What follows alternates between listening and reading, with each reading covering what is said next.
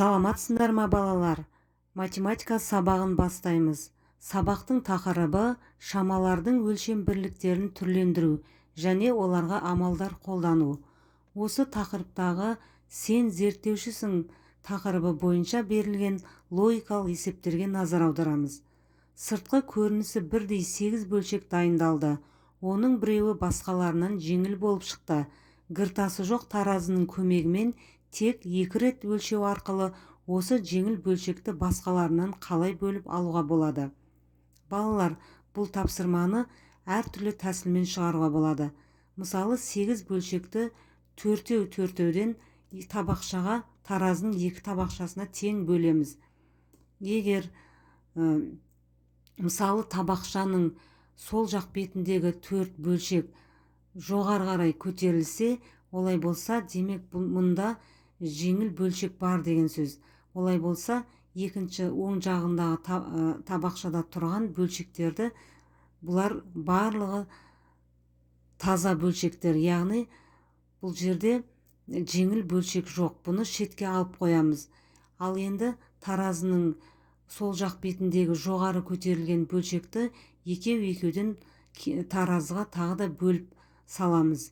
Егер мұнда таразының оң жағындағы 2 бөлшек көтерілсе, жоғары көтерілсе, демек мұнда бір бөлшек жеңіл деген сөз. Олай болса, сол жеңіл бөлшекті қолмен салыстыру арқылы қайсының жеңіл екенін табуға болады. Тағы бір нұсқасына назар аударамыз. Мысалы, таразыға табақшасына үшеуден 2-ге бөлеміз. Қалған 2-ін бөлек алып қоямыз. Егер сол үшеуден бөліп таразыға 2-не қойсақ, 2-і де тең болса, демек қалған 2 бөлшекті қайтадан өлшеп көреміз. Осы жерде 2 бөлшектің біреуі төмен қарай басылып, екіншісі жоғары көтеріледі. Яғни соған қарап жоғары көтерілген таразыдағы бөлшекті біз жеңіл бөлшек деп бөліп ала аламыз. Мысалы, таразының сол жағындағы бөлшек артық болып тұр салмағы. Демек, таразының оң жағында бөлшек ол жеңіл бөлшек болып табылады. Немесе келесі нұсқасына назар аударамыз.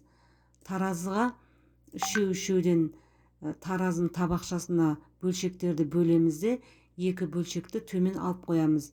Егер осы таразының үшеуден бөлген бөлшектердің бір жағы басым болса, мысалы, сол жағы басым болып тұрса, демек оң жағында, табақшаның оң жақ бетінде бізде жеңіл бөлшек бар деген сөз. Ал енді біз бір рет өлшеу арқылы теңдік таразының оң жағындағы 3 бөлшектің біреуінің жеңіл екенін анықтадық. Олай болса, біз осы бөлшектің 3 бөлшектің 2-ін таразыға қойып салыстырамыз, біреуін бөлек алып қоямыз. Ал егер осы 2 бөлшек бір-бірімен тең болса, демек мына жерде тұрған бөлшек ол жеңіл болып табылады. Ал егер бір таразыда тұрған бөлшектің біреуі басымдау болып тұрса, салмағы басымдау болып тұрса, демек сол жағында тұрған бөлшек жеңіл болып саналады. Осылайша біз жеңіл бөлшекті басқаларынан 2 рет өлшеу арқылы таба аламыз. Балалар, сендерге бүгінгі логикалық тапсырма түсінікті деп ойлаймын. Сау болыңдар.